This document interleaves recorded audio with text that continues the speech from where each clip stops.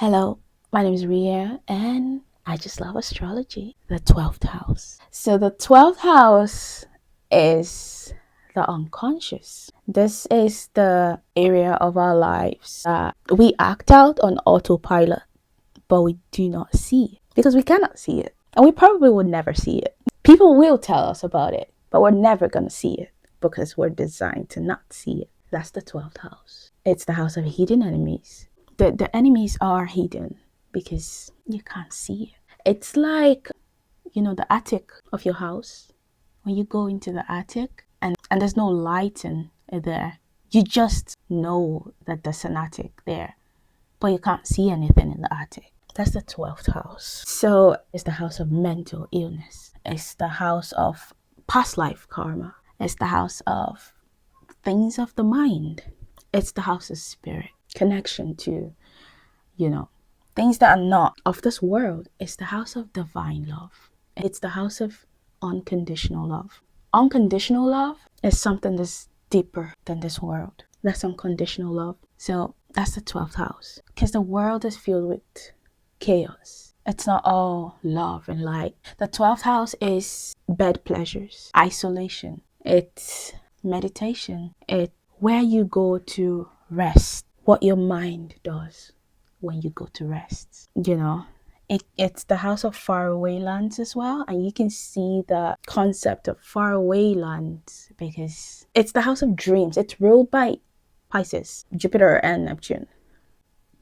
So it's where your mind travels to when you're asleep, when you're unconscious, because when you're asleep, you're unconscious. So what your mind does, what you think about, those are the things that are in your 12th house. Yeah, it's deep subconscious. It's portals. You have great vulnerability in your 12th house because, when you go to sleep, you are vulnerable. Reminds me of the story of hummingbirds. Hummingbirds are the smallest birds in the world, and they have the highest metabolism, and they feed on nectar from plants, which is unlike other birds. They feed on nuts and things and other physical things. They feed on nectar from plants, and because of the high metabolism they've got, it means that when they feed, that food doesn't stay for long, which means that they constantly have to feed to keep up, right? And in a way that just works with the ecosystem because they're taking the nectar from the plants and helping the plants make more nectar. But when they go to sleep, right, they slow down their heart rate, I think, to about 50 beats per minute, which is way lower than the human heartbeat. I think a typical human heartbeat, I think about 120, 150 per minute.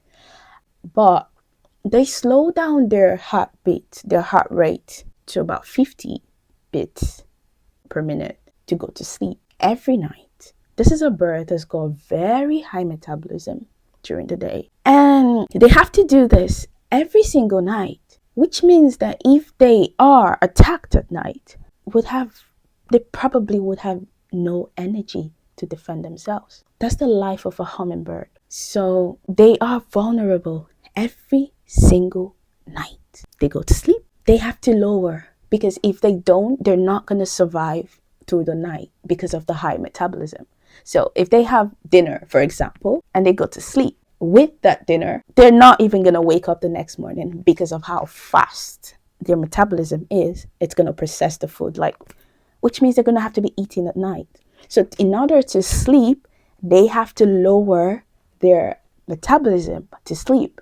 And that puts them in a very vulnerable position. They're the fastest birds on earth. But with a 50 bit per minute heart rate, they're not going to be able to fly or do anything. So they are very vulnerable at night, but they have to do it. They put themselves in that situation every single night. So as the 12th house is a very vulnerable place. It's a house of losses, things that you cannot really do anything about. It's the house of surrendering to source.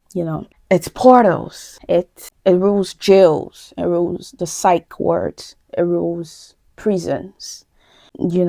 Yeah, having Mars here could mean that you end up settling in faraway lands. Also, depending on the sign that your Mars is, it could also indicate issues.